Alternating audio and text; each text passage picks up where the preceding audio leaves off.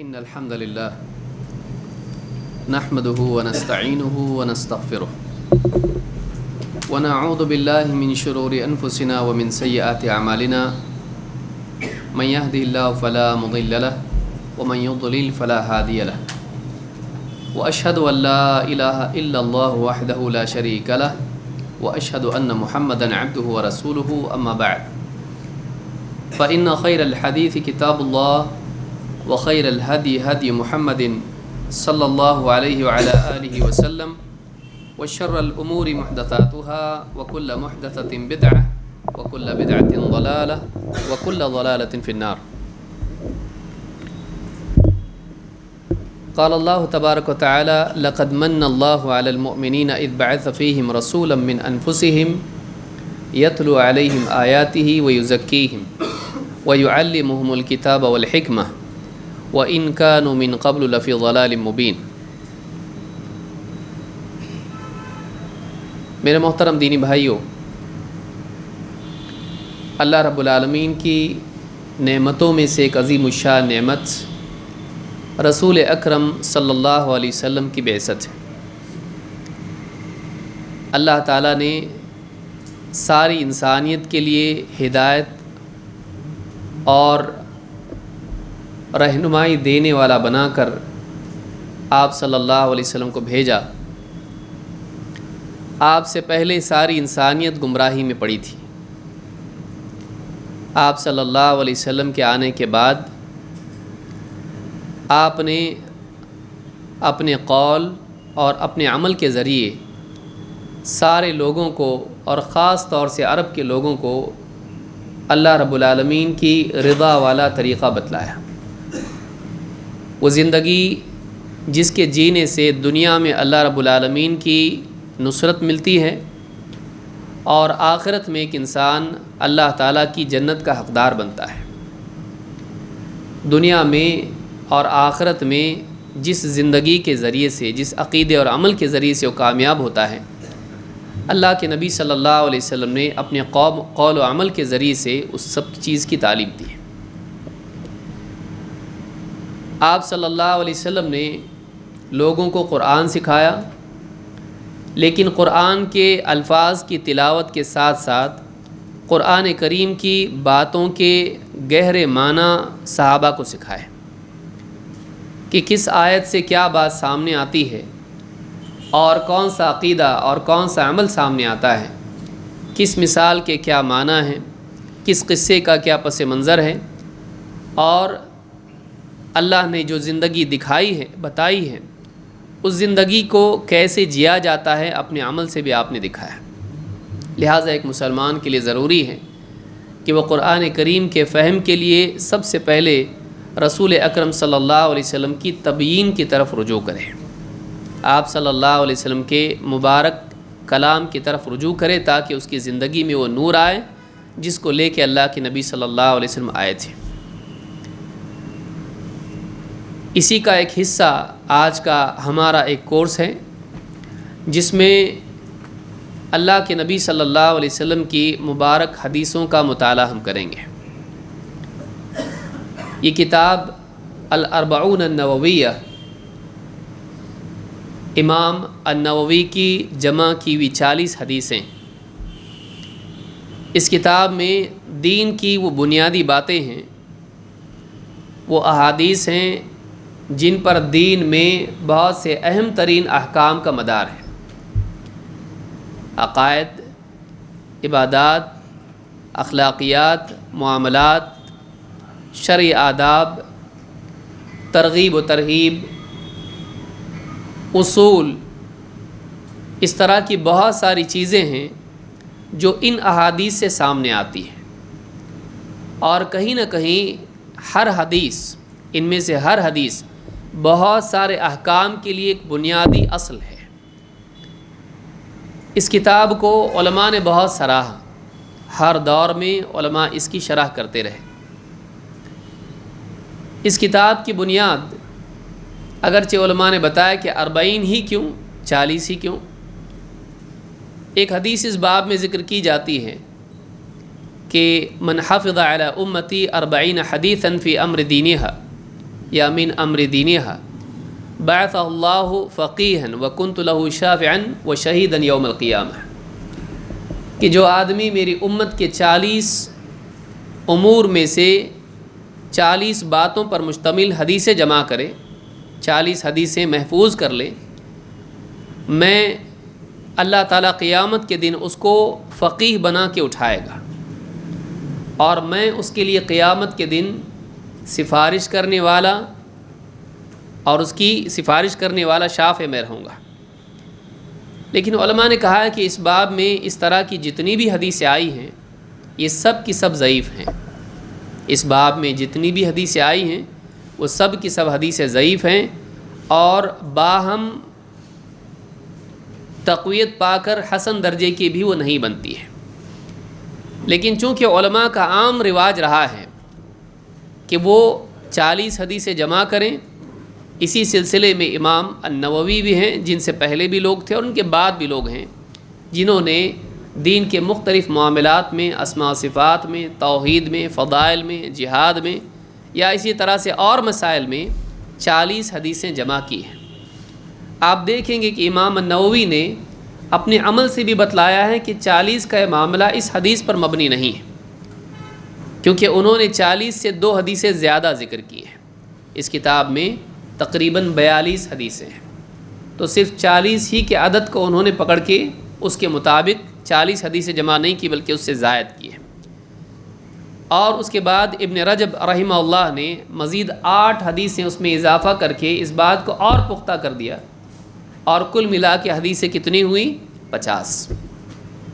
तो लेकिन 40 का अदद अरबी ज़ुबान में 40 हो या 70 का अदद हो, ये कसरत के लिए भी इस्तेमाल होता है कि ज़्यादा अदद है।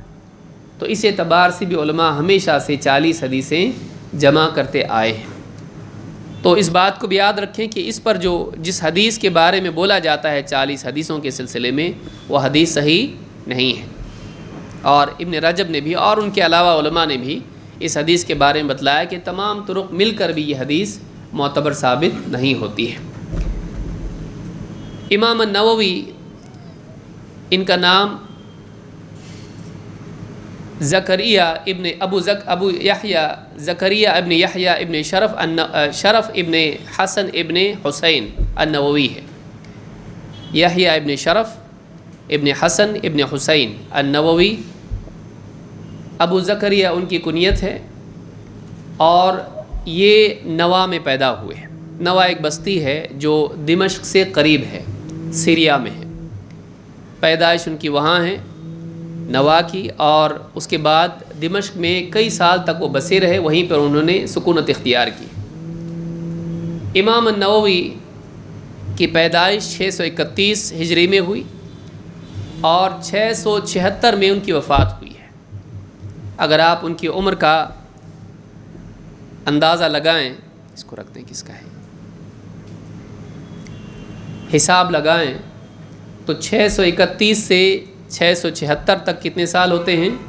45 साल। 45 साल की उम्र उन्होंने पाई, लेकिन इतनी छोटी उम्र में, इतनी कम उम्र में, 45 साल ज़्यादा नहीं होता है। बालिग होने में इंसान 15 साल ले लेता है और 15 से आप 45 तक देखिए कितने साल होते हैं। 30 साल की उम्र में जो भी दीनी खिदमात हैं, बहुत सारी खिदमात उन्होंने की हैं, इल्मी एतबार से, तदरीसी एतबार से, दावती एतबार से। इमाम नववी की किताबें उलमा कहते हैं कि ये उनके इखलास की दलील हैं कि उनकी तमाम किताबों को उम्मत में मकबूलियत हासिल हुई है। उनकी सारी किताबें उम्मत में मकबूल हुई हैं, जिनमें से मशहूर तरीन किताब रियादुस्सालिहीन है, इसी तरह से अल-अर्बाऊन अन-नवविय्या है, इसी तरह से अल-अज़कार उनकी किताब है जो ज़िक्र के ताल्लुक़ से है। मुख्तलिफ़ अज़कार जैसे आज हिस्नुल मुस्लिम आप देखते हैं, उसी तरह से अल-अज़कार उनकी किताब है। क़ुरान के फ़दाइल और उसके आदाब से मुतालिक उन्होंने किताब लिखी है अत-तिबयान फ़ी आदाब हमलतिल क़ुरान। इसी तरह से फ़िक़्ह में उनकी किताब है अल-मजमू' शरहुल मुहद्दब, जो तकरीबन, जैसे शेख ने बताया, तकरीबन 20-25 जिल्दों में किताब है। इसी तरह से तहज़ीबुल अस्मा वल लुग़ात عربی زبان کی لغت کے اعتبار سے ان کی ایک بڑی کتاب ہے جو بہت ہی ضخیم کتاب ہے۔ اسی طرح سے اور بھی بہت ساری کتابیں انہوں نے لکھی ہیں۔ آخر وقت میں اسماء و صفات میں بھی کچھ کتابیں انہوں نے لکھی ہیں جس میں سلف ہی کے منہج کو انہوں نے راجح قرار دیا اشعریہ کے بالمقابل۔ تو اس اعتبار سے امام النووی کو آپ دیکھیں گے تو ان کی کتابیں امت میں مقبول ہوئیں۔ اس بارے میں علماء نے کہا کہ یہ انسان کے اخلاص کی دلیل ہوتی ہے کہ اس کے کام کو اہل حق میں مقبولیت حاصل ہو۔ اور آپ دیکھیں گے کہ امام نووی کی کتابیں آج بھی علماء مدارس میں مساجد میں پڑھاتے ہیں، اس کو سمجھاتے ہیں۔ تو اس اعتبار سے یہ بہت ہی فضیلت کی چیز ہے اور یہ ہمارے اعلام میں سے ہیں۔ امام النووی ہمارے بڑے علماء میں سے ہیں جنہوں نے دینی خدمات انجام دی اور اللہ رب العالمین کے دین کو خاص طور سے رسول اکرم صلی اللہ علیہ وسلم کی احادیث کے میدان میں حدیث کے سلسلے میں انہوں نے اعلیٰ خدمات انجام دی۔ تو یہ مختصر سا تعارف ہے ان کا جو جاننا ضروری ہے کہ کس عالم کی کتاب ہم پڑھ رہے ہیں اور ان کا کیا مقام ہے، اور علماء نے ان کو مجتہدین میں شمار کیا ہے اس لیے کہ انہوں نے تعصب سے ہٹ کر قرآن و سنت کی خدمت کی اور مسائل میں اس بات کو راجح قرار دیا جو دلیل کے مطابق تھی۔ ہر عالم کی باتوں میں ثواب اور خطا ہوتا ہے، ہم کسی عالم کی تقلید نہیں کرتے ہیں، لیکن اس عالم کی خدمات کو ہم سراہتے ہیں اور اس سے فائدہ اٹھاتے ہیں اور ان کے لیے دعا کرتے ہیں۔ اللہ رب العالمین امام النووی اور دیگر تمام اہل علم جنہوں نے قرآن و سنت کی خدمت کی ہے، اللہ تعالیٰ ان کی مغفرت فرمائیں اور آخرت میں ان کے درجات کو بلند فرمائیں۔ کتاب الاربعون النوویہ یہ امام نووی ہی کے نام سے مشہور ہوئی۔ امام نووی کی 40 حدیثیں جو انہوں نے جمع کی ہیں، یہ تقریباً 42 حدیثیں ہیں جو آج کے اس پورے دن میں بالاختصار ہم کو سمجھنا ہے، اس لیے کہ تفصیلی شرح اس کی دیکھنے کے لیے اتنا وقت ہمارے پاس نہیں ہے۔ تقریباً 5 گھنٹے ہمارے پاس ہیں کل ملا کے، جس میں تقریباً ہم کو 42 حدیثوں کو سمجھنے کی کوشش کرنا ہے۔ یہ بہت کم وقت ہے 40 اور 42 حدیثیں سمجھنے اور سیکھنے کے اعتبار سے، کیونکہ ہر حدیث میں بہت ساری باتیں ہیں۔ اس لیے ہم جو انداز اس میں اختیار کریں گے وہ بالاختصار شرح کا ہے کہ اس میں سے اصل اور بنیادی باتیں ہم سمجھنے کی کوشش کریں گے تاکہ اجمالی طور پر ان احادیث کے معنی ہمارے سامنے آ جائیں۔ سب سے پہلی حدیث جو اخلاص سے متعلق ہے، عن عمر رضی اللہ عنہ قال سمعت رسول اللہ صلی اللہ علیہ وسلم انما الاعمال بالنیات وانما لكل امرئ ما نوى فمن كانت هجرته الى الله ورسوله فهجرته الى الله ورسوله ومن كانت هجرته لدنيا يصيبها او امرأة ينكحها فهجرته الى ما هاجر اليه۔ عمر ابن خطاب رضی اللہ تعالیٰ عنہ فرماتے ہیں، ان سے روایت ہے، کہتے ہیں کہ میں نے اللہ کے رسول صلی اللہ علیہ وسلم کو یہ فرماتے سنا کہ اعمال کا مدار نیتوں پر ہے اور ہر ایک وہی پائے گا جس کی اس نے نیت کی۔ تو جس کی ہجرت اللہ اور اس کے رسول کی طرف تھی تو اس کی ہجرت یقیناً اللہ اور اس کے رسول ہی کی طرف ہے، اور جس کی ہجرت دنیا کی طرف تھی کہ اسے حاصل کرے یا کسی عورت کی طرف تھی کہ اس سے نکاح کرے تو اس کی ہجرت اسی چیز کی طرف ہے جس کی نیت اس نے کی ہے یا جس کی طرف اس نے ہجرت کی۔ اس حدیث کو امام البخاری اور مسلم دونوں نے روایت کیا ہے۔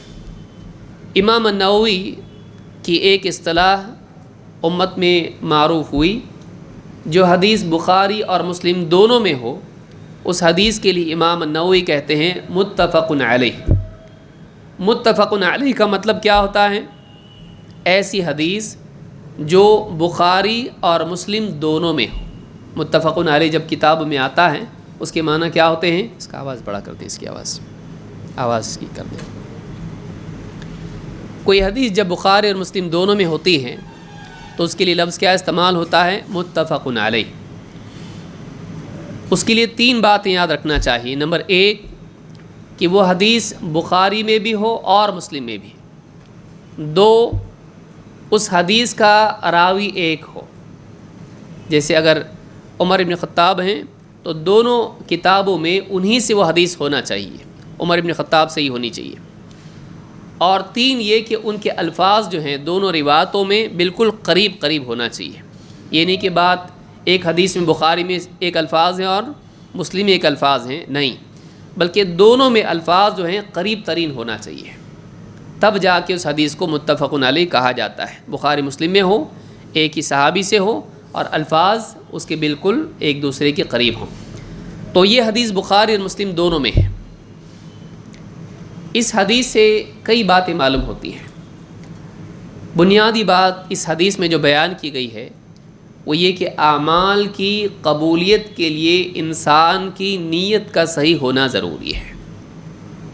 انما الاعمال بالنیات، اعمال کا مدار نیتوں پر ہے، یعنی اعمال کی قبولیت اور رد کا مدار نیتوں پر ہے۔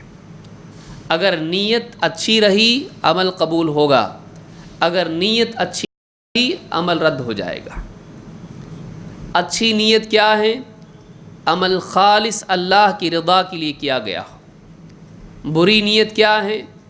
عمل دکھاوے کے لیے یا دنیاوی مفاد کے لیے کیا گیا ہو۔ اگر آدمی خالص اللہ کے لیے عمل کرتا ہے، اللہ تعالیٰ اس عمل کو قبول کرے گا، چاہے وہ علم حاصل کرنا ہو، چاہے وہ دین کی دعوت دینا ہو، چاہے وہ نماز پڑھنا ہو، صدقات ہوں، حج ہو، روزہ ہو، چاہے وہ لوگوں کے ساتھ حسن سلوک ہو۔ کوئی بھی عمل آدمی کرتا ہے، اگر اس میں نیت لوگوں کی تعریف حاصل کرنے کی ہو، دنیا میں عہدہ پانے کی ہو، دنیا میں مقام بنانے کی ہو، یا دنیا میں مال و دولت حاصل کرنے کی ہو، اگر اس نیت سے دینی کام کرتا ہے، اگر اس نیت سے عبادت کرتا ہے، وہ عبادت مقبول نہیں ہوگی، اس پر کوئی ثواب نہیں ملے گا، بلکہ اس پر عذاب ہوگا۔ انما الاعمال بالنیات وانما لکل امرئ ما نوى، اور ہر ایک وہی پائے گا جس کی اس نے نیت کی۔ پہلے جملے میں بتایا گیا کہ کیے ہوئے عمل کا مدار نیت پر ہے، اگر نیت اچھی رہی وہ عمل مقبول ہے، لیکن آگے کہا گیا وانما لکل امرئ ما نوى، ہر ایک وہی پائے گا جس کی اس نے نیت کی ہے۔ یہ دوسرا حصہ بتاتا ہے کہ کبھی آدمی عمل نہیں بھی کر پاتا ہے، لیکن اس کی اگر نیت صحیح ہو، اچھی نیت ہو، تو عمل نہ کر کے بھی اس کو ثواب ملے گا۔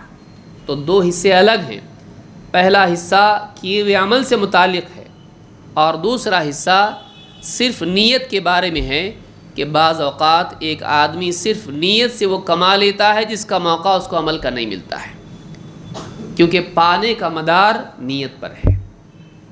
کہ ایک آدمی مثلا رات میں تہجد کی نیت کرے، لیکن اس کی آنکھ نہ کھلے اور صبح اٹھے، تو رات میں چونکہ اس کی نیت تہجد کی تھی، وہ انما لکل امرئ ما نوى، ہر ایک وہی پائے گا جس کی اس نے نیت کی ہے۔ تو نیت کی وجہ سے نیکیوں کا ثواب مل جاتا ہے، اگرچہ آدمی کسی عذر کی وجہ سے نیکی نہیں کر پاتا ہے۔ تو وانما لکل امرئ ما نوى، اس حدیث سے بات معلوم ہوتی ہے، اور مزید آگے کہا فمن كانت ہجرته الى اللہ ورسولہ فہجرته الى اللہ ورسولہ، تو جس کی ہجرت اللہ اور اس کے رسول کی طرف تھی تو یقیناً اس کی ہجرت اللہ اور اس کے رسول کی طرف ہی ہے۔ یعنی اگر نیت کے اعتبار سے اس نے ہجرت کی اللہ کی طرف، شرک چھوڑ کے توحید کی طرف، کفر چھوڑ کے ایمان کی طرف، اگر اس نے ہجرت کی اللہ کی رضا پانے کے لیے، اللہ کی عبادت کے لیے، اور اس نے ہجرت کی رسول کی طرف، رسول سے دین سیکھ کر رسول کی پیروی کرنے کے لیے، رسول کے ساتھ ہو کر رسول کی مدد اور نصرت کرنے کے لیے، اگر اس کی ہجرت اللہ اور اس کے رسول کی طرف تھی تو یقیناً ثواب کے اعتبار سے بھی، قبولیت کے اعتبار سے بھی اللہ کے ہاں اس کی ہجرت اللہ اور اس کے رسول کی طرف لکھی جائے گی۔ یہاں یہ بتایا گیا کہ اللہ اور اس کے رسول کی طرف ہجرت کرنا خود اپنی ذات میں اجر ہے، یہ خود ایک انعام ہے کہ جو اللہ کی عبادت کرے اس نے اللہ کی عبادت کی ہے، یعنی یہ خود اپنی ذات میں ایک انعام ہے کہ ایک انسان کو اس بات کی توفیق ملے کہ وہ ہجرت کرے تو اللہ اور اس کے رسول کی طرف اس کی ہجرت ہو، وہ اللہ کی عبادت اور رسول کی اطاعت کی طرف ہجرت کرے۔ لیکن آگے بتایا ومن کانت ہجرتہ لدنیا، لیکن جس کی ہجرت دنیا کی طرف تھی، جس کی ہجرت دنیا کے مال و متاع، دنیا کی زینت کی طرف تھی، وہ مدینہ آیا، لیکن مدینہ آنا اس کا اللہ کی توحید پر جمنے اور رسول کی سنت کا اہتمام کرنے کی غرض سے نہیں تھا کہ مکہ میں یا کسی اور علاقے میں دین پر وہ نہیں چل پا رہا ہے لہٰذا توحید اور سنت کے اہتمام کے لیے مدینہ آیا، ایسا نہیں تھا۔ وہ مدینہ کیوں آیا؟ وہ مدینہ اس لیے آیا کہ یہاں پہ مال و متاع مل جائے گا، مجھ کو مال مل جائے گا۔ اگر اس کی ہجرت دنیا کی طرف ہو کہ اسے حاصل کرے، دنیا سے مراد وہ چیز جو دنیا منفعت ہے، مال و متاع، دنیا، پراپرٹی، یا او الی امرأۃ، یا وہ ایک عورت کی طرف اس نے ہجرت کی، اب امرأۃ ینکحھا، کہ مدینہ جاؤں گا تو وہاں پہ صالح نیک عورتیں ہیں، خوبصورت عورتیں ہیں، مدینہ میں جاؤں گا تو وہاں میرا کسی نہ کسی سے نکاح ہوگا، یا کسی اور علاقے میں کہ ایک آدمی ہجرت کرے تو ہجرت میں غرض و غایت اس کی کیا ہو کہ دنیا کا مال یا عورت، یا تو اس کی ہجرت مال کے لیے ہو یا جمال کے لیے ہو۔ دنیا میں آدمی کی بھاگ دوڑ مال کے لیے ہوتی ہے یا عورت کے لیے ہوتی ہے؟ اگر اس کی غرض اس کے لیے تھی کہ وہ کسی عورت کو پائے، اپنی بستی، اپنا علاقہ چھوڑ کے ہجرت کر کے گیا کسی عورت کے لیے، دنیا کے مال و متاع کے لیے، تو اس کی ہجرت آپ نے کیا فرمایا؟ فَهِجْرَتُهُ إِلَى مَا هَاجَرَ إِلَيْهِ۔ آپ نے جیسے پہلی مرتبہ میں تکرار کی، دوسری مرتبہ میں تکرار نہیں کی، چھوڑ دیا اس کو، تو اس کی ہجرت اسی چیز کی طرف ہے جس کی طرف اس نے ہجرت کی۔ علماء نے کہا کہ آپ نے اس کی تکرار کو بھی مناسب نہیں سمجھا حقارت کی وجہ سے، وہ اس لائق نہیں کہ اس کو دہرایا جائے اور اس کا ذکر واپس کیا جائے۔ بطور تحقیر آپ نے دوسری مرتبہ میں دنیا کا ذکر نہیں کیا۔ کیوں؟ اس لیے کہ یہ نیت گھٹیا ہے کہ دینی ہجرت ایک انسان کرے، دنیا اور عورت کے پانے کے لیے اس نے اپنی ہجرت کو برباد کر دیا۔ فَهِجْرَتُهُ إِلَى مَا هَاجَرَ إِلَيْهِ، اس کو دنیا ملے گی، اس کو عورت ملے گی، اس کو اللہ نہیں ملے گا، اس کو اللہ کا انعام نہیں ملے گا، اس کو اجر نہیں ملے گا۔ تو اس حدیث میں یہ بات معلوم ہوتی ہے کہ انسان کے اعمال کا مدار کس پر ہوتا ہے؟ نیت پر۔ لہٰذا ایک آدمی کو دو چیزوں کا اہتمام کرنا چاہیے، ایک عمل کی اصلاح کریں، دوسرے نیت کی اصلاح کریں۔ عمل کو پاک کریں بدعات سے اور نیت کو پاک کریں ریا سے، نیت کو پاک کریں دنیا طلبی سے۔ وہ کوئی بھی نیک کام کرے تو اس میں دو شرطوں کا اہتمام کرے جو اس عمل کی قبولیت کے لیے ضروری ہیں، ایک شرط ظاہری اور ایک شرط باطنی۔ ظاہری شرط یہ ہے کہ عمل کا ظاہر سنت کے مطابق ہو، باطنی شرط یہ ہے کہ عمل کا باطن اللہ کی رضا کے لیے ہو، اس کا مقصد اللہ کو راضی کرنا ہو، آخرت کی کامیابی ہو، دین کی نصرت ہو۔ اگر یہ نیت ہے وہ عمل کامیاب ہے، اگر اس عمل میں دنیا کو دکھانے کے لیے عمل ہے قبول نہیں ہوگا۔ لہٰذا ایک آدمی کے لیے ضروری ہے کہ وہ عمل اخلاص اور اتباع کے ساتھ کرے۔ نیت کا ایک فائدہ یہ بھی ہے کہ نیت جہاں اچھے اور برے عمل کی تفریق کرتی ہے، وہیں نیت اعمال کے مراتب میں بھی فرق کرتی ہے۔ جیسے ایک آدمی 2 رکعت اگر پڑھ رہا ہے تو وہ 2 رکعت فرض ہے فجر کی یا پھر وہ سنت ہے۔ فرض اور سنت میں تفریق کیسے ہوتی ہے؟ ظاہر دونوں کا ایک ہے، لیکن تفریق کیسے ہوتی ہے؟ نیت کی وجہ سے۔ تو نیت اعمال کے مراتب میں فرق کرتی ہے، اس لیے نیت ضروری ہے کہ اس نے فجر کی 2 سنت پڑھی ہیں یا فجر کی 2 فرض پڑھی ہے، فرق کیسے ہوگا؟ نیت سے۔ تیسرے یہ کہ نیت عبادات اور عادات میں فرق کرتی ہے۔ ایک آدمی اپنے بدن پر پانی بہا رہا ہے تو شرعی غسل کر رہا ہے یا پھر ٹھنڈک کے لیے اپنے بدن کو دھو رہا ہے، اس کو غسل کا ثواب ملے گا کہ نہیں؟ اور وہ آدمی پاک ہوگا کہ نہیں؟ اگر وہ جنابت کی حالت میں ہے تو پاک ہوگا کہ نہیں؟ یہ طے کیسے ہوگا؟ اس کی نیت پر ہے۔ اگر اس نے غسل کی نیت کی ہے تو اب نماز کی ادائیگی کی حالت اس کی ہے، وہ حدث سے پاک ہو گیا۔ لیکن اگر اس کی نیت نہیں تھی، بس ٹھنڈک کے لیے اس نے اپنے اوپر پانی بہایا تھا، تو اس آدمی کا غسل نہیں ہوا۔ کیوں؟ اس لیے کہ جیسے نماز کے لیے نیت ضروری ہے، نماز کی شرط کے لیے یعنی وضو کے لیے اور غسل کے لیے بھی نیت ضروری ہے، جنابت سے پاکیزگی کے لیے بھی نیت ضروری ہے۔ اتفاقی طور پر بھیگنے والا آدمی پاک نہیں ہوگا، لہذا نیت سے یہ بھی فائدہ ہوتا ہے۔ تو بنیادی طور پر نیت کے بارے میں ہم نے دیکھا کہ نیت اعمال کی قبولیت کے لیے ضروری ہے۔ مثال کے طور پر آپ دیکھیں، اللہ کے نبی صلی اللہ علیہ وسلم فرماتے ہیں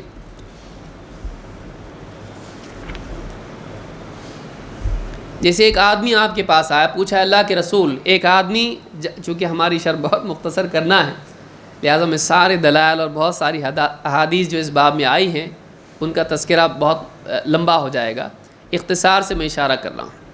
ایک شخص اللہ کے رسول صلی اللہ علیہ وسلم کے پاس آیا اور کہا، اللہ کے رسول، ایک آدمی غنیمت کا مال حاصل کرنے کے لیے جنگ کرتا ہے، جہاد میں شریک ہوتا ہے۔ ایک آدمی ہے جو اس لیے لڑتا ہے کہ لوگ اس کا تذکرہ کریں، اس کی بہادری کا، اور ایک آدمی اس لیے لڑتا ہے کہ لوگوں کو اس کا مقام معلوم پڑے، لوگوں کے دلوں میں اس کی عظمت آئے، اس کی بہادری لوگوں کے سامنے آئے۔ پوچھا فمن فی سبیل اللہ، ان میں سے کون ہے جو اللہ کے راستے میں ہے؟ کون ہے جو اللہ کے راستے میں لڑ رہا ہے؟ آپ نے فرمایا من قاتل لتکون کلمۃ اللہ ہی العلیٰ فہو فی سبیل اللہ، جو اس لیے لڑا کہ اللہ کا کلمہ توحید غالب آئیں، اس لیے لڑا، صرف وہی اللہ کے راستے میں ہے۔ اپنی تعریف کے لیے، اپنے قبیلے کی حمایت میں، دکھاوے کے لیے، مال غنیمت کے لیے لڑا، اللہ کے راستے میں وہ نہیں ہے۔ اللہ کے راستے میں صرف وہی جنگ کرتا ہے جو اللہ کے کلمے توحید دین کے غلبے کے لیے لڑتا ہے۔ لہٰذا ایک آدمی کو چاہیے کہ اللہ کے دین کے لیے عمل کرے، آخرت کے لیے عمل کرے، اللہ کی رضا کے لیے عمل کرے۔ آپ جانتے ہیں 3 لوگ جنہیں جہنم میں گھسیٹ کے پھینک دیا جائے گا، 3 لوگ کون ہیں؟ ان تینوں میں سے ایک آدمی وہ ہوگا جسے قیامت کے دن لایا جائے گا، اور اس آدمی پر وہ کون ہوگا؟ شہید، اللہ کے دین کے بنیاد پر ہونے والی جنگ،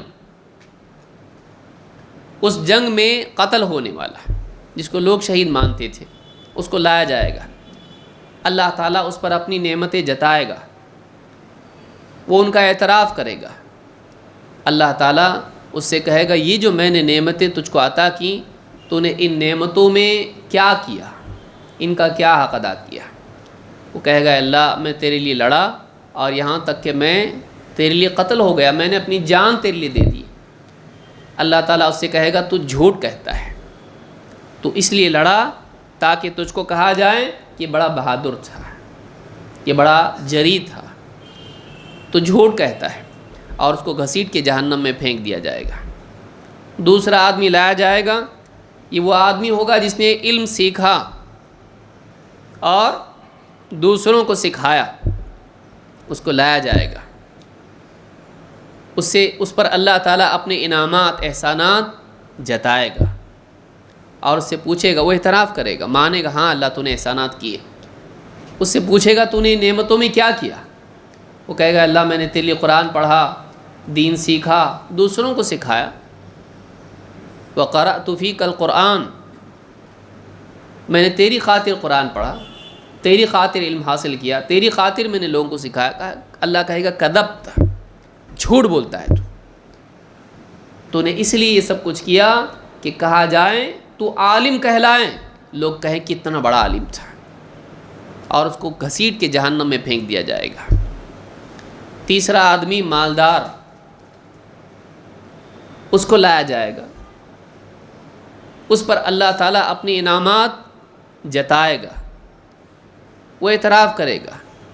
اللہ تعالیٰ اس سے پوچھے گا ان نعمتوں میں تو نے کیا کیا؟ وہ کہے گا اللہ میں نے تیری خاطر مال خیر کی راہوں میں خرچ کیا، تیرے دین کے لیے میں نے خیر کے راستوں میں نے مال خرچ کیا۔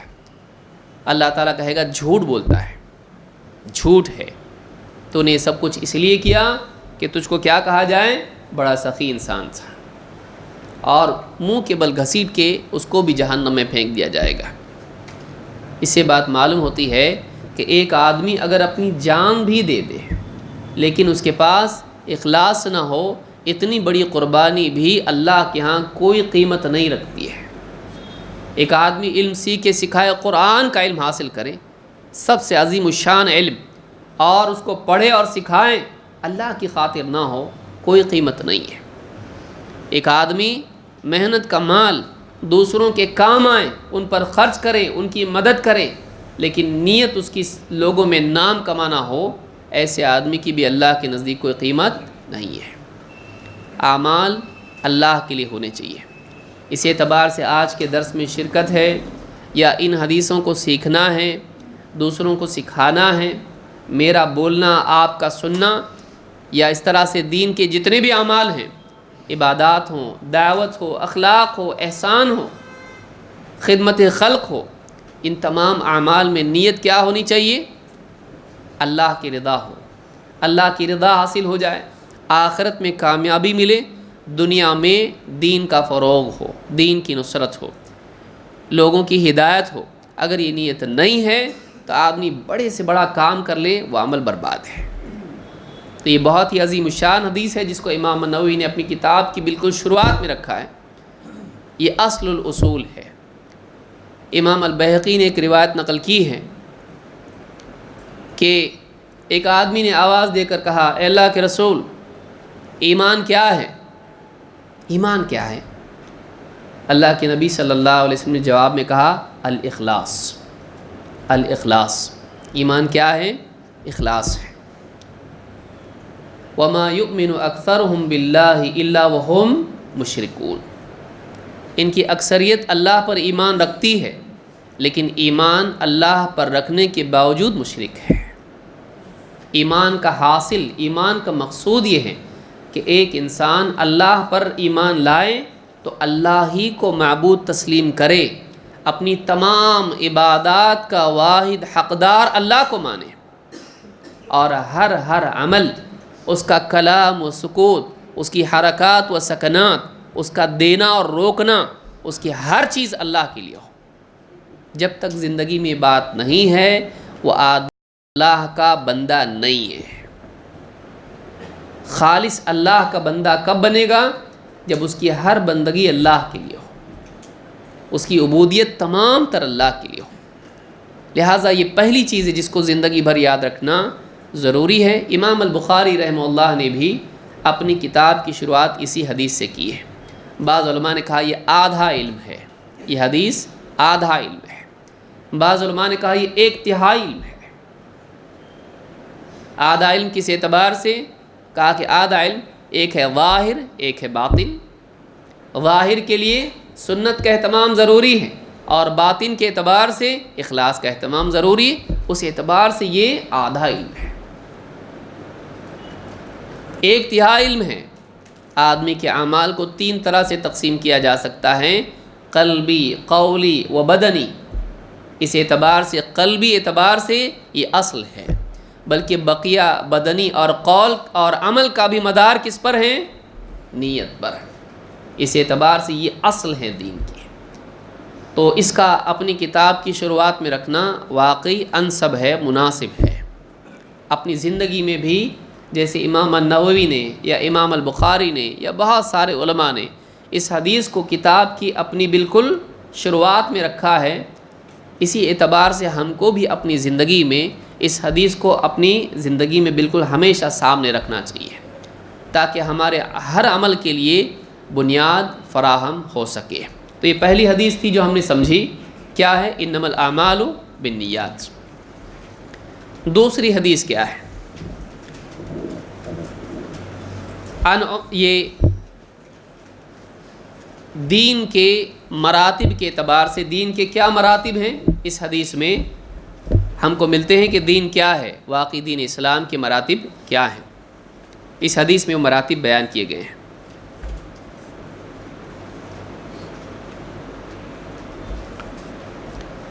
اسلام، ایمان اور احسان کا بیان۔ عن عمر بن الخطاب رضی اللہ عنہ قال بینما نحن عند رسول اللہ صلی اللہ علیہ وسلم ذات یوم، ایک دن عمر بن خطاب رضی اللہ عنہ فرماتے ہیں ایک دن ہم اللہ کے رسول صلی اللہ علیہ وسلم کی خدمت میں حاضر تھے، اطلع علینا رجل، کہ ایک آدمی ہمارے پاس آیا، اس مجلس میں آیا، شدید بیاض الثیاب، اس کے کپڑے سفید تھے، شدید سواد الشعر، اس کے بال بالکل کالے تھے، لا یری علیہ اثر السفر، اور اس پر سفر کا کوئی اثر نہیں تھا، ولا یعرفہ منا احد، اور ہم میں سے کوئی اس کو جانتا بھی نہیں تھا، حتی جلس الی النبی صلی اللہ علیہ وسلم، یہاں تک کہ وہ آ کر اللہ کے نبی صلی اللہ علیہ وسلم کے پاس بیٹھ گیا، فاسند رکبتیہ الی رکبتیہ، اس نے اپنے گھٹنے آپ کے گھٹنوں سے جوڑ دیے، ووضع کفیہ علی فخذیہ، اور اپنی ہتھیلیاں آپ صلی اللہ علیہ وسلم کی رانوں پر رکھ دی، نسائی کی روایت میں ہے کہ آپ کی رانوں پر رکھی، وقال یا محمد، اور کہا اے محمد، اخبرنی عن الاسلام، مجھے اسلام کے بارے میں بتلائیے، وقال رسول اللہ صلی اللہ علیہ وسلم، اللہ کے رسول صلی اللہ علیہ وسلم نے فرمایا الاسلام ان تشہد ان لا الہ الا اللہ، اسلام یہ ہے کہ تو اس بات کی گواہی دے کہ اللہ کے سوا کوئی عبادت کے لائق نہیں، وَأَنَّ محمد الرسول اللہ، اور محمد صلی اللہ علیہ وسلم اللہ کے رسول ہیں، وَتُقِيمَ الصَّلَاةَ، اور تو نماز قائم کریں، وَتُؤْتِيَ الزَّكَاةَ، اور زکوٰۃ ادا کریں، وَتَصُومَ رمضان، اور رمضان کے روزے رکھے، وَتَحُجَّ الْبَيْتَ إِنِ اسْتَطَعْتَ إِلَيْهِ سَبِيلًا، اور اللہ کے گھر کا حج کریں اگر تیرے اندر اس تک پہنچنے کی استطاعت ہے۔ قال صدقت، اس آدمی نے کیا کہا؟ سچ کہا۔ فعجبنا له يسأله ويصدقه، ہمیں بڑا تعجب ہوا کہ سوال بھی کرتا ہے اور یہ بھی کہتا ہے کہ سچ کہا۔ قال فأخبرني عن الایمان، کہا کہ مجھے ایمان کے بارے میں بتائیے۔ دوسرا سوال، قال ان تؤمن باللہ وملائکتہ وکتبہ ورسلہ والیوم الآخر وتؤمن بالقدر خیرہ وشرہ، کہا کہ تو اس بات پر ایمان، تو اللہ پر ایمان لائے اور اس کے فرشتوں پر ایمان لائے، اس کی کتابوں پر ایمان لائے، اس کے رسولوں پر ایمان لائے، اور آخرت کے دن پر ایمان لائے، اور تقدیر کی بھلائی اور برائی پر ایمان لائے۔ ایمان یہ ہے۔ قال صدقت، اس نے کہا ہاں سچ کہا آپ نے صحیح کہا۔ قال فاخبرنی عن الاحسان، کہا مجھے احسان کے بارے میں بتائیے۔ قال ان تعبد اللہ کأنک تراہ فإن لم تکن تراہ فإنہ یراک، آپ نے کہا احسان کیا ہے؟ کہا تو اللہ کی عبادت ایسے کر گویا کہ تو اللہ کو دیکھ رہا ہے، تو اللہ کی عبادت اس طور پر کریں کہ گویا تو اللہ کو دیکھ رہا ہے، اور اگر تو اللہ کو نہیں دیکھتا تو وہ تو تجھ کو دیکھ ہی رہا ہے۔ قال فاخبرنی عن الساعہ، اس نے کہا مجھ کو قیامت کی گھڑی کے بارے میں بتلائیے، یعنی قیامت کے وقت کے بارے میں بتائیے کہ وہ کب ہوگی۔ قال ما المسؤول عنها بأعلم من السائل، کہا جس سے پوچھا جا رہا ہے جس سے پوچھا جا رہا ہے وہ پوچھنے والے سے زیادہ نہیں جانتا، یعنی مجھ کو بھی نہیں معلوم اور تم کو بھی نہیں معلوم، جیسے تم کو نہیں معلوم مجھ کو بھی نہیں معلوم۔ قال فاخبرنی عن اماراتها، کہا کہ مجھ کو اس کی نشانیوں کے بارے میں بتائیے۔ قال ان تلد الامة ربتها وان ترى الحفاة العراة العالة رعاء الشاء يتطاولون في البنيان، اس کی علامات میں سے یہ ہے کہ تم دیکھو گے کہ ایک باندی اپنی مالکن کو جنم دے گی، اور انتر الحفاة ننگے پاؤں، لباس سے عاری اور محتاج کنگال، بکریاں چرانے والے بڑی بڑی عمارتیں بنا کر ان پر فخر کر رہے ہیں۔ جب تم یہ دیکھو تو سمجھ لو کہ قیامت کی علامات میں سے ہے۔ ثم انطلق، پھر وہ آدمی چلا گیا، وہ پوچھنے والا چلا گیا۔ فلبثت ملیہ، اور میں کافی دیر بیٹھا رہا۔ ثم قال لی یا عمر، پھر آپ نے مجھ سے کہا اے عمر، اتدری من السائل، جانتے ہو یہ پوچھنے والا کون تھا؟ قلت اللہ ورسولہ اعلم، کہتے میں نے کہا اللہ اور اس کا رسول ہی بہتر جانتے ہیں۔ قال فإنہ جبریل اتاکم یعلمکم دینکم، کہا کہ وہ جبریل تھے تمہیں تمہارا دین سکھانے کے لیے آئے تھے۔ امام النووی فرماتے ہیں رواہ مسلم، یہ حدیث بخاری میں بھی آئی ہے لیکن حضرت ابو ہریرہ سے آئی ہے، تو مسلم کی حدیث اکمل اور بہت ہی جامع ہے، اسی لیے امام نووی نے اسی کا متن یہاں پر ذکر کیا ہے، کتاب الایمان میں امام مسلم نے اس کو ذکر کیا ہے۔ یہ حدیث دین کے مراتب کو بتاتی ہے۔ آخری جملہ کیا ہے؟ فَإِنَّهُ جبریل اتاکم یعلمکم دینکم، یہ جبریل تھے جو تمہیں تمہارا دین سکھانے کے لیے آئے تھے۔ اس سے معلوم ہوا کہ ایک انسان کسی عالم سے اس لیے بھی سوال پوچھ سکتا ہے کہ مجلس میں بیٹھے ہوئے لوگوں کو دین معلوم ہو۔ جبریل طالب علم بن کر آئے تاکہ لوگوں کو دین سیکھنے ملے۔ ایسا کیوں کیا؟ صحابہ نبی صلی اللہ علیہ وسلم کے ادب و احترام کی وجہ سے زیادہ سوال پوچھنے سے ڈرتے تھے، خصوصاً اللہ رب العالمین نے بھی ان کو اس تعلق سے تنبیہ کی تھی، اور خود آپ صلی اللہ علیہ وسلم نے بھی، کہ بیجا سوالات، کثرت سوال، جیسا کہ حدیث آگے آئے گی، تو بہت سارے سوالات پوچھنا، بیجا سوال پوچھنا اس سے منع کیا گیا، لیکن صحابہ چونکہ محتاط لوگ تھے انہوں نے سوال پوچھنا ہی بہت کم کر دیا، تو جبریل کو بھیجا اللہ تعالیٰ نے اور انہوں نے سوالات پوچھے تاکہ دین کی بہت ہی اہم اور بنیادی بات لوگوں کو معلوم ہو۔ اس حدیث میں کہا گیا اتاکم یعلمکم دینکم، تمہیں تمہارا دین سکھائیں، اس سے معلوم ہوا کہ پیچھے جو بھی باتیں بتائی گئیں، سکھائی گئیں، وہ سب کی سب کیا ہیں؟ دین ہے۔ اسلام، ایمان اور احسان، یہ تین باتیں ہیں، اور یہ تینوں کی تینوں چیزیں کیا ہیں؟ دین ہیں۔ اسی لیے علماء نے کہا کہ دین کے تین مراتب ہیں۔ دین کی کتنے مراتب ہیں؟ تین مراتب۔ کس کو کہتے ہیں؟ لیول۔ پہلا مرتبہ کیا ہے؟ اسلام، دوسرا مرتبہ ایمان، تیسرا مرتبہ احسان، یا ایک دم باہر کا دائرہ اسلام، اس سے اندر ایمان، اس سے بھی اندر احسان۔ ایک آدمی کلمہ شہادت کا اقرار کرے، اشہد ان لا الہ الا اللہ واشہد ان محمد رسول اللہ، اسلام کے دائرے میں دنیوی اعتبار سے آ جاتا ہے، لیکن اگر وہ ایمان لاتا ہے تو وہ واقعی مومن بنتا ہے، ورنہ زبانی اقرار سے منافقین بھی مسلمان شمار ہوتے تھے، لیکن ان کے پاس اندر والی چیز کیا نہیں تھی؟ اللہ نے کہا فی قلوبہم مرض، ان کے دلوں میں بیماری تھی، ایمان کی بجائے کیا تھا؟ شک اور نفاق۔ تو ایمان داخلی چیز ہے جو کہ ایک انسان کے اسلام کو قابل قبول بناتی ہے، ورنہ منافق کا منافق رہتا ہے۔ لیکن ایمان کا کمال کیا ہے؟ احسان، کہ ایک آدمی ایمان تو لایا ہے، اللہ کو مانتا ہے، آخرت کو مانتا ہے، لیکن اس کے اعمال میں رسمیت ہے۔ اس کے اعمال میں کیا ہے؟ رسمیت۔ آدھا نماز پڑھتا ہے، اللہ کی طرف دھیان اس کا نہیں ہے، اعمال میں وہ بات نہیں ہے کہ اس کو اللہ رب العالمین کا تقرب نصیب ہو، اس کو اللہ رب العالمین کے دیکھنے کا احساس یا اللہ رب العالمین کو دیکھنے کا شوق اتنا زیادہ نہیں ہے ہر عبادت میں جیسا کہ ہونا چاہیے۔ تو احسان کیا ہے؟ اعلیٰ ترین مرتبہ ہے کہ ایک آدمی عبادت اللہ رب العالمین کی ایسے کرے گویا کہ اللہ کو دیکھ رہا ہے۔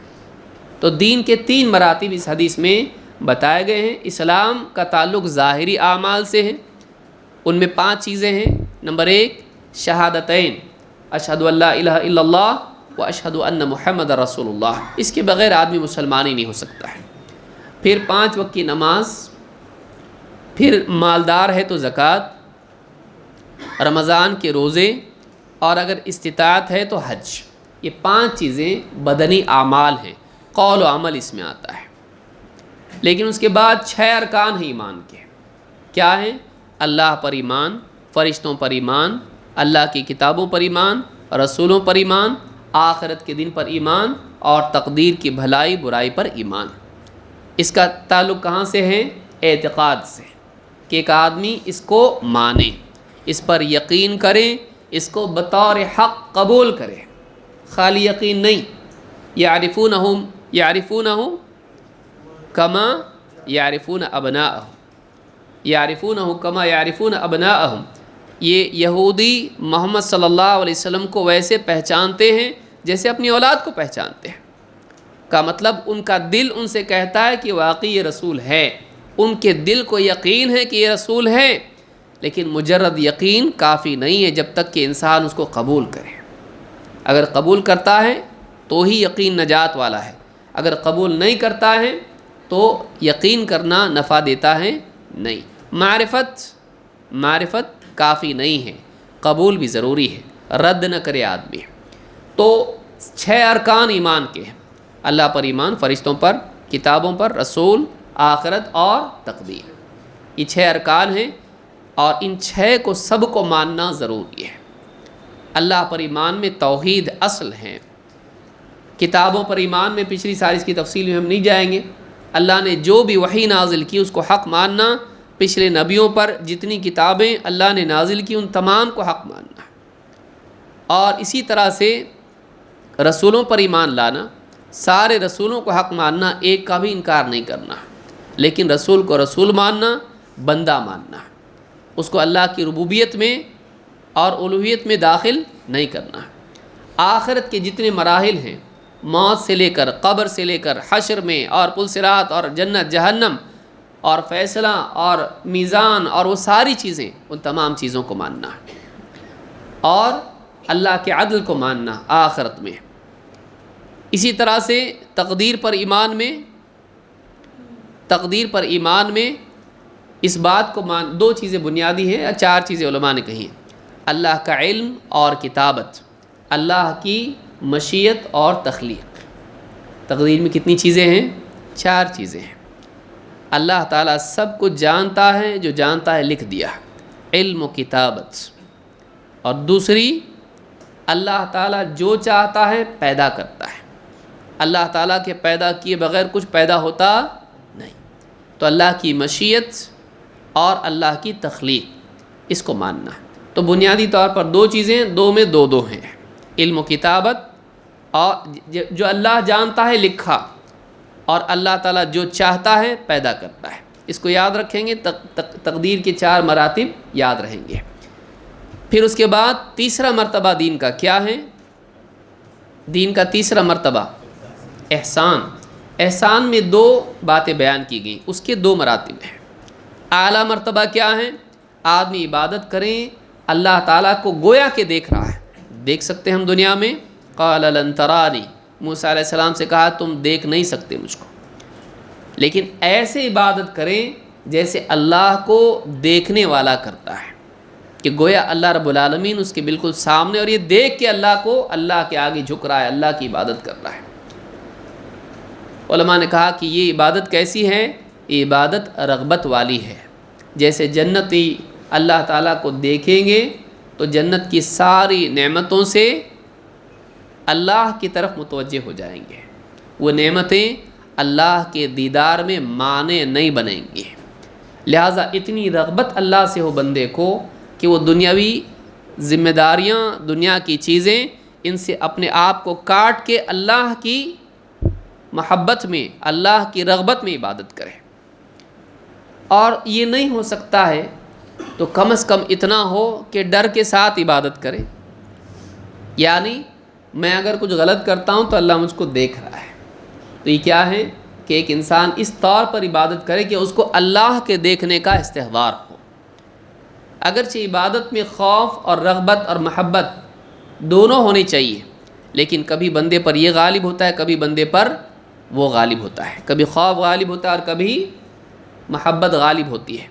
لیکن اعلیٰ مرتبہ کیا ہے کہ ایک انسان اللہ رب العالمین کی رغبت میں عبادت کرے، کیونکہ محبت اور شکر اعلیٰ ہے۔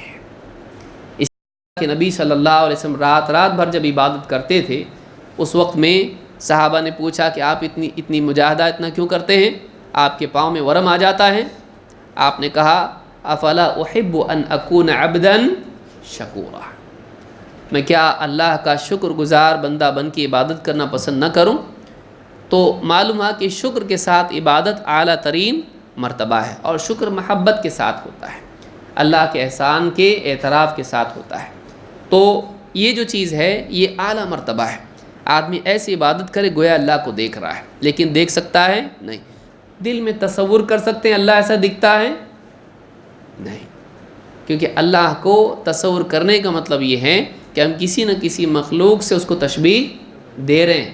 لیس کمثلہ شیء، اللہ کی طرح کوئی نہیں ہے، لیکن کیفیات اپنی ایسی پیدا کریں گویا کہ اللہ کو دیکھنے والا اللہ کی عبادت کیسے کرے گا، ایسے آدمی عبادت کرے، یعنی وہ مخلوقات کے مقابلے میں خالق کی رغبت اس کو زیادہ ہو۔ اس حدیث میں اور کئی باتیں ہیں، مثلا جبریل نے پوچھا کہ قیامت کب آئے گی؟ آپ نے کہا کہ مل مسئول عنہا بعلم من السائل، جس سے پوچھا جا رہا ہے وہ پوچھنے والے سے زیادہ نہیں جانتا ہے۔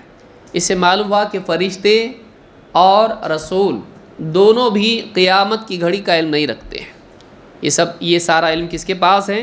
صرف اور صرف اللہ کے پاس ہے۔ اللہ کے سوا قیامت کا وقت کوئی جانتا نہیں ہے۔ تو یہ بھی ایک بات ہے۔ اور اسی طرح سے یعنی اس سے علم غیب کے جو عقیدہ لوگوں کا ہے کہ اللہ کے نبی صلی اللہ علیہ وسلم ما کان و ما یکون سب جانتے ہیں، تو ما یکون میں قیامت بھی آتی ہے، تو قیامت کی گھڑی اللہ کے سوا کوئی جانتا نہیں ہے، تو اللہ کے نبی صلی اللہ علیہ وسلم کو عالم الغیب کہنا صحیح نہیں ہے۔ اسی طرح سے جبریل نے نشانیاں پوچھی تو آپ نے نشانیاں بتائیں، اور اس میں 2 نشانیاں بتائیں کہ باندی اپنی مالکن کو جنم دے گی۔ کئی معنی علماء نے ذکر کیے ہیں، لیکن ایک معنی اس میں سے یہ ہے کہ اولاد بیٹیاں جو پیدا ہوں گی وہ اپنی ماں کی خدمت کی بجائے اس پر حکمرانی کریں گی۔ بیٹی ماں پر کیا کرے گی؟ اولاد کا کام والدین کی خدمت ہے، لیکن اولاد اس لیے کہ بعض روایتوں میں ان تلد الامۃ ربہا بھی آیا ہے، باندی اپنے مالک کو جنم دے گی۔ تو مالکہ یعنی بیٹا بیٹی ایسے پیدا ہوں گے جو ماں باپ کی خدمت کی بجائے ان کے اوپر کیا کریں گے؟ حکمرانی، یعنی ماں باپ سے بدسلوکی بڑھ جائے گی، جو ہم اپنی آنکھوں سے دیکھ رہے ہیں۔ نمبر 2، ایسے لوگ جو دنیا میں ننگے پاؤں اور لباس ان کے کامل لباس بھی نہیں، ڈھنگ کے لباس ان کے پاس نہیں، ادھورے لباس والے، اور بالکل کنگال قسم کے لوگوں کو اچانک اتنا مال مل جائے گا کہ وہ بڑی بڑی عمارتیں تعمیر کریں گے، اور ان عمارتوں کو فخر کے لیے تعمیر کریں گے، ضرورت کے لیے نہیں۔ فلاں نے اتنی یعنی منزلوں کی بلڈنگ بنائی تو یہ اس سے اونچی بنا کے بتائے گا میری بلڈنگ اس سے زیادہ بڑی ہے، اس کی عالی شان ہے تو میری اس سے زیادہ عالی شان ہے۔ تو عمارتیں تعمیر کریں گے کون لوگ؟ جو بالکل جاہل قسم کے، ایک دم ایسے لوگ جو بکریاں چرانے والے تھے ایک زمانے میں، لیکن وہ لوگ کیا کریں گے؟ ان کو مال ملے گا، اور اس مال کا استعمال وہ دین کی تعمیر میں، آخرت کی تعمیر میں کرنے کی بجائے مٹی پتھر کی عمارتیں تعمیر کرنے میں لگا دیں گے، تو یہ فخر کے لیے ہوگا۔ اس سے معلوم ہوتا ہے کہ عمارتوں پر فخر کرنا اسلام میں نہیں ہے۔ ایک آدمی اونچی اونچی عمارتیں بنا کے فخر کرے اس پہ، یہ اسلام میں نہیں ہے۔ بعض روایتوں میں مساجد پر فخر کرنا بھی قیامت کی علامات میں سے بتایا گیا ہے کہ مسجدیں بنائیں گے، آباد نہیں کریں گے، بس ان کے اندر نقش و نگاری کر کے خوش ہوں گے، ایک دوسرے پر فخر کریں گے۔ تو اس حدیث سے بات معلوم ہوتی ہے کہ قیامت کے قریب یہ سب چیزیں واقع ہوں گی۔ اللہ تعالیٰ نے اپنے نبی کو قیامت کی علامات بتائیں، لیکن قیامت کی گھڑی کا وقت نہیں بتایا۔ بعض علم دیا اور بعض علم نہیں دیا۔ لہٰذا ہمارا عقیدہ یہی ہے کہ انبیاء غیب نہیں جانتے ہیں، اللہ تعالیٰ جتنا بتاتا ہے اتنا ہی جانتے ہیں۔ یہ عقیدہ ہم کو رکھنا چاہیے۔ پھر اس کے بعد وہ آدمی چلا گیا اور حضرت عمر سے آپ نے پوچھا کہ تم جانتے ہو یہ کون ہے؟ جو آیا تھا وہ کون تھا؟ کہا اللہ و رسولہ اعلم۔ صحابہ ادب کی وجہ سے ایسا کہتے تھے کہ اللہ اور اس کا رسول بہتر جانتا ہے، اللہ اور اس کا رسول بہتر جانتا ہے۔ جب بھی آپ سوال پوچھتے تھے، کئی سوالات میں جواب صحابہ کیا دیتے تھے؟ اللہ اور اس کا رسول بہتر جانتا ہے۔ یہ ادب کی وجہ سے ہوتا تھا، لیکن یہ ان چیزوں میں ہیں جن کا علم رسول کو ہوتا ہے۔ جیسے اگر کوئی آدمی آج پوچھے کہ بارش ہوگی کہ نہیں، تو جواب میں ہم یہ کہہ سکتے ہیں اللہ اور اس کا رسول بہتر جانتے ہیں؟ نہیں، بلکہ کیا کہنا چاہیے؟ اللہ اعلم، اللہ بہتر جانتا ہے۔ لیکن شریعت کے مسائل اللہ اور اس کا رسول بہتر جانتے ہیں۔ لیکن آج بعد میں جیسے عبداللہ ابن مسعود رضی اللہ عنہ کہتے ہیں، جو شخص علم رکھتا ہے اسے چاہیے کہ وہ بتائے، اور جو نہیں جانتا ہے وہ کہے اللہ اعلم۔ اس کو کیا کہنا چاہیے؟ اللہ بہتر جانتا ہے۔ تو سلف کا ادب یہ ہے کہ جب آدمی کے پاس علم نہ ہو تو کیا کہیں؟ اللہ بہتر جانتا ہے۔ بعض لوگ اعتراض کرتے ہیں، دیکھیے علماء اتنی لمبی بحث لکھتے ہیں اور آخر میں پھر کہتے ہیں اللہ عالم۔ جب نہیں معلوم تو پھر کیوں لکھا؟ یہ پڑھنے والے کی جہالت ہے، لکھنے والے کی نہیں۔ لکھنے والا اپنی تحقیق کے مطابق لکھتا ہے، لیکن پھر بھی وہ دروازہ کھلا رکھتا ہے، ہو سکتا ہے کہ میری بات میں کوئی غلطی ہو، بہتر جاننے والا کون ہے، ہو سکتا ہے کوئی چیز مجھ سے چھپی رہ گئی ہو۔ تو لمبی تحقیق کے بعد اللہ عالم کہنا غلط نہیں ہے، بلکہ وہ اس بات کا ادب ہے کہ ہم جو کچھ لکھ رہے ہیں یا جو کچھ بول رہے ہیں یہ ساری بات ہم جانتے ہیں، ایسا نہیں ہے، اللہ بہتر جاننے والا ہے۔ تو یہ بات یعنی ادب علم میں سے آتی کہ آدمی ایسا کہے، خصوصاً ایسے معاملات میں جو اجتہادی ہوں، جن میں آدمی کو اپنے علم میں کمی کا احساس ہو۔ اس حدیث میں کئی اور باتیں بھی ہیں کہ طالب علم کے لیے سفید لباس کی فضیلت ہے، اور صاف ستھرا رہنا اس میں علماء نے ذکر کیا ہے کہ طالب علم کو کیا کرنا چاہیے؟ نظافت کا اہتمام کرنا چاہیے۔ داڑھی کالی، بال کالے، تو اس سے علماء نے استدلال کیا ہے کہ جوانی میں کی عمر میں علم حاصل کرنا بہتر ہے بڑھاپے کے مقابلے میں۔ اگرچہ انسان بڑھاپے میں بھی علم کا محتاج ہوتا ہے، لیکن علم حاصل کرنے میں جلدی کرنا چاہیے۔ ریٹائرڈ ہونے کے بعد علم حاصل کرنے کا پلان نہیں ہونا چاہیے۔ کیوں؟ یادداشت کمزور ہوتی ہے، لیکن جوانی میں یادداشت اچھی ہوتی ہے۔ تو وہ شخص آیا تو جوان کی صورت میں آیا، بوڑھے کی صورت میں نہیں۔ لیکن اس کا یہ مطلب نہیں کہ جوانی گئی تو چھوڑ دو علم، نہیں، بلکہ وہ شروعات کے اعتبار سے ہے۔ نبی صلی اللہ علیہ وسلم کے صحابہ نے بعد کی عمر میں اخیر تک علم حاصل کیا ہے، تو وہ شروع کے لیے ہے، ختم کرنے کے لیے نہیں کہ جب گئی کا مطلب علم چھوڑ دو، نہیں، موت تک علم حاصل کرنا چاہیے۔ امام احمد بن حنبل سے لوگوں نے پوچھا کہ کب تک آپ حدثنا اور اخبارنا آپ کب تک کرتے رہیں گے؟ کہا کہ الی الموت، موت تک، یعنی حدیثوں کا پڑھنا پڑھانا کب تک ہے؟ موت تک ہے۔ لہٰذا یہ حدیث علم کے تعلق سے بھی ایک ادب بتاتی ہے۔ اس میں مزید یہ ہے کہ حق بات انسان کے سامنے آئے تو اس کی تصدیق میں تاخیر نہیں کرنا چاہیے۔ حق بات جب آئے، جب دلیل سامنے آ جائے تو آدمی کو اس کو سچ مان لینا چاہیے۔ جیسے آپ نے جب بتایا تو جبریل نے کیا کہا؟ صدقت، آپ نے سچ کہا۔ تو تصدیق حق میں تاخیر مناسب نہیں ہے۔ آدمی حق کو مان لے، چاہے اپنے موافق ہو یا اپنے خلاف ہو۔ آدمی موافق کو تو مان لیتا ہے لیکن اپنے خلاف حق کو قبول نہیں کرتا ہے، یہ ایسا انسان کو نہیں ہونا چاہیے۔ تو یہ ساری چیزیں اس حدیث میں ہمارے سامنے آئیں۔ چلیے آگے بڑھتے ہیں ورنہ ہم لوگوں کو وقت اتنا کافی نہیں ہوگا، ورنہ یہ حدیث بڑی تھی، اس کے لیے زیادہ وقت ضروری ہے۔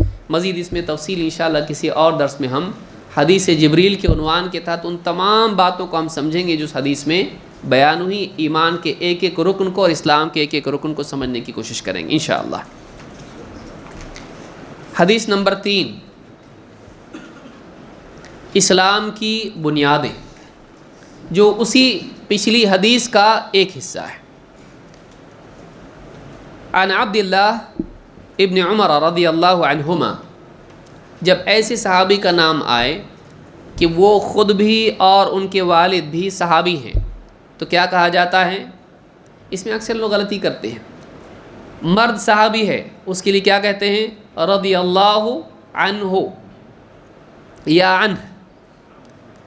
اگر عورت ہیں صحابیہ ہیں تو کیا کہیں گے؟ رضی اللہ عنہا، عنہ نہیں عنہا، عورت کے لیے کیا ہوگا؟ عنہا۔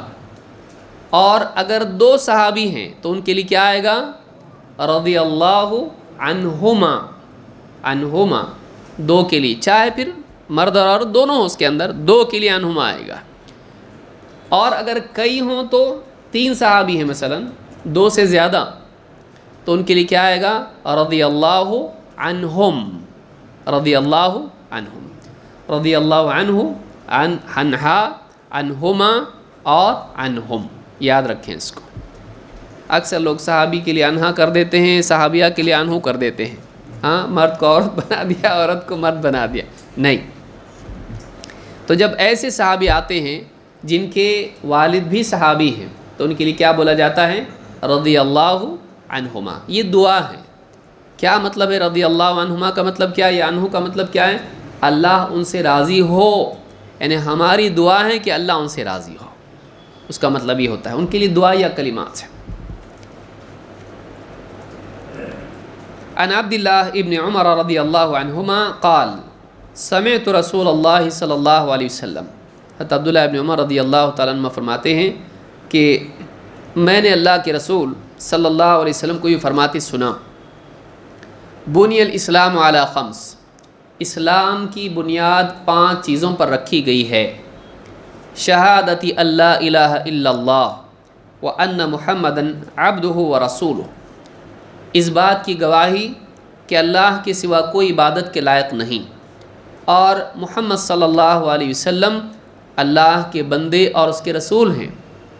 وإقام الصلاۃ، اور نماز کا قائم کرنا، وإیتاء الزکاۃ، اور زکوٰۃ ادا کرنا، وحج البیت، اور حج کرنا اللہ کے گھر کا، وصوم رمضان، اور رمضان کے روزے۔ رواہ البخاری و مسلم، اس کو امام البخاری و مسلم دونوں نے روایت کیا ہے۔ اس حدیث میں اسلام کے بارے میں بات کہی گئی۔ پچھلی حدیث میں بھی اسلام کیا ہے کی تعریف میں 5 چیزیں آئی تھیں، لیکن اس حدیث میں ایک زیادتی ہے، وہ کیا؟ اسلام کی بنیاد ان چیزوں پر ہے۔ تو معلوم ہوا کہ اسلام کے بہت سارے احکام ہیں، لیکن ان احکام میں یہ جو 5 چیزیں ہیں یہ کیا ہیں؟ یہ بنیادی چیزیں ہیں۔ اور ان بنیادی چیز، جیسے کوئی عمارت ہوتی ہے، اس کی فاؤنڈیشن ہوتی ہے، اس پر وہ عمارت قائم ہوتی ہے، یا جیسے کوئی ٹینٹ ہوتا ہے، وہ ٹینٹ کھونٹے ہوتے ہیں اور ان پر وہ قائم ہوتا ہے اور درمیان میں ایک لکڑی ہوتی ہے۔ کھونٹا لوگ دیکھیے ٹینٹ بناتے ہیں، 4 کھونٹے ٹھوک دیے، زمین میں پیوست کر دیے، اور پھر اس کی بیچ میں سے ایک لکڑی بڑی رکھی، کھمبا لگا دیا تو وہ ٹینٹ بن جاتا ہے۔ اگر وہ کھمبا ہٹا دیا تو ٹینٹ ختم ہو جائے گا، اور کہیں ایک جو ہے اس میں سے نکل جائے تو اس میں عیب باقی رہے گا۔ تو اس اعتبار سے یہ شہادتین مرکزی رکن ہے، اس کے بغیر انسان کا اسلام مقبول نہیں۔ اگر آدمی اللہ کو حقیقی معبود اور اللہ کے علاوہ کی عبادت کا انکار نہ کرے اور اللہ کو حقیقی معبود نہ مانے، وہ آدمی مسلمان ہی نہیں ہو سکتا ہے۔ وہ آدمی جو محمد صلی اللہ علیہ وسلم کو اللہ کا رسول نہ مانے، وہ آدمی مسلمان ہی نہیں ہو سکتا ہے۔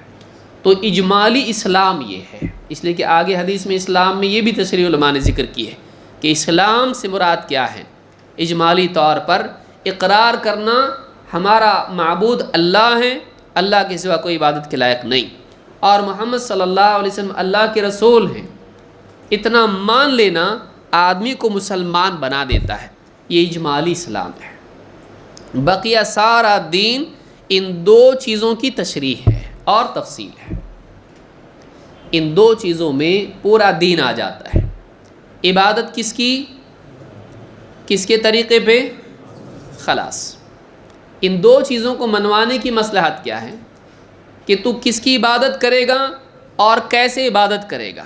ان دو سوالوں کا جواب شہادتین میں ہے، جس میں پورا کا پورا دین آتا ہے کہ اللہ مقصود ہے، اللہ کی عبادت مطلوب ہے، لیکن اس عبادت کے انجام دینے میں رہنمائی زندگی کے تمام امور میں محمد صلی اللہ علیہ وسلم کی لے گا۔ تو یہ اجمالی اسلام ہے۔ یہ مان لینے کے بعد وہ ساری باتیں جو محمد صلی اللہ علیہ وسلم سے ملتی ہیں وہ سب کو قبول کرنا لازم ہو جاتا ہے۔ ایک آدمی اجمالاً مان لیتا ہے کہ میں کوئی بھی عبادت ہو، کوئی بھی عمل ہو، صرف اللہ کے لیے کروں گا، اور میں زندگی کا کوئی بھی مسئلہ آئے رہنمائی محمد صلی اللہ علیہ وسلم سے لوں گا۔ یہ اجمالی اسلام ہے۔ تو یہ پہلی چیز ہے، یہ مرکزی رکن ہے اسلام کا۔ اس کے بعد کیا ہے؟ بدنی اعمال میں سے نماز، 5 وقت کی نماز ہر مسلمان مرد و عورت پر فرض ہے، سفر میں، حضر میں، ہر مسلمان پر فرض ہے، اور ان کے اوقات پہ۔ اسی طرح سے زکوٰۃ ہے، یہ مالی عبادت ہے، مالداروں سے سال میں ایک بار لی جائے گی، غربا اور فقراء میں تقسیم کی جائے گی، اور اس کے علاوہ جو مدیں دین کے یعنی شعبوں میں سے بتائی گئی ہیں ان مدوں میں اس کو خرچ کیا جائے گا۔ یہ مال سے متعلق ہے، سال میں ایک بار ہے، اس کی مقدار اس کی محدود ہے۔ 3 حج البیت،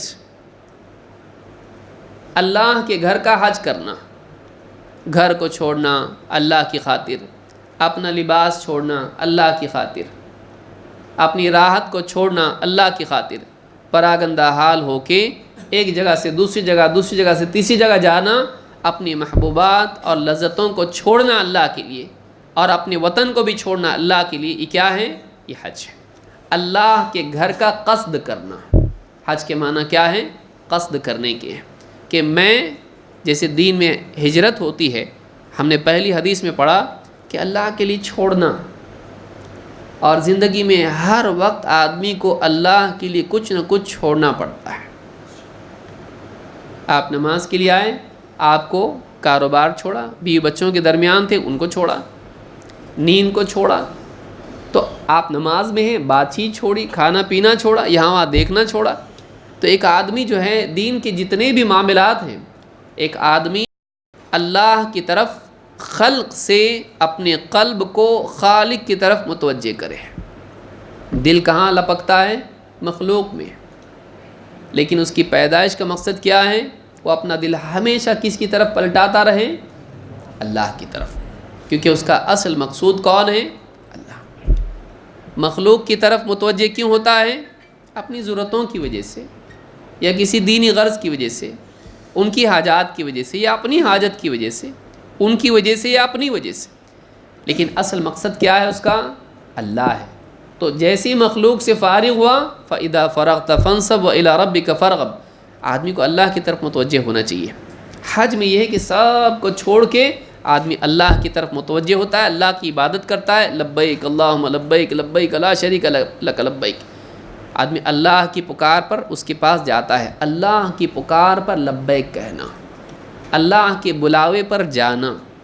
حج کے اندر اللہ کی طرف بڑھنے کی دعوت ہے، اللہ کے لیے چھوڑ کر اللہ کی دعوت کو قبول کرنے کی دعوت ہے۔ تو یہ ساری چیزیں حج میں ہوتی ہیں، اور اس کے علاوہ بہت ساری چیزیں ہیں جس میں طواف ہے، سعی ہے، یہ سب چیزیں ہیں جو حج میں آتی ہیں۔ اور زندگی میں ایک مرتبہ مالداروں پر حج فرض ہے۔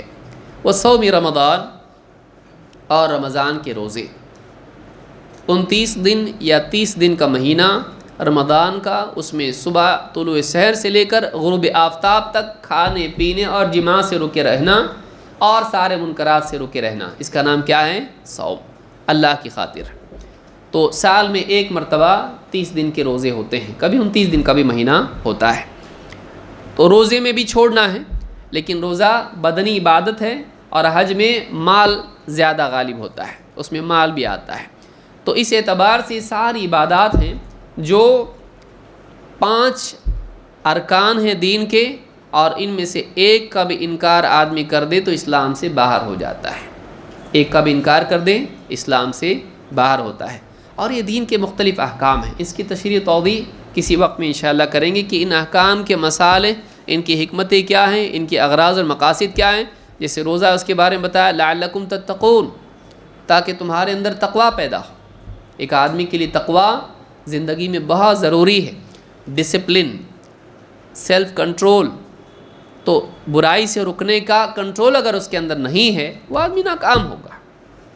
اپنی شہوت پر علم کو غالب کرنا، اپنی شہوت پر علم کو غالب کرنا، یہ روزے کی تربیت ہے۔ ایک آدمی جانتا ہے یہ غلط ہے لیکن جذبات میں آ کے وہ کر بیٹھتا ہے، روزہ یہ تربیت دیتا ہے کہ نہیں، ایک آدمی جانتا ہے میرا روزہ ہے اس لیے مجھ کو نہیں کھانا ہے، اس لیے مجھ کو گالی نہیں دینا ہے، اس لیے مجھ کو غلط کام نہیں کرنا، کیوں؟ میرا روزہ ہے۔ کیا چیز اس کو روکتی ہے؟ صرف علم، اس بات کا احساس کہ میرا روزہ ہے۔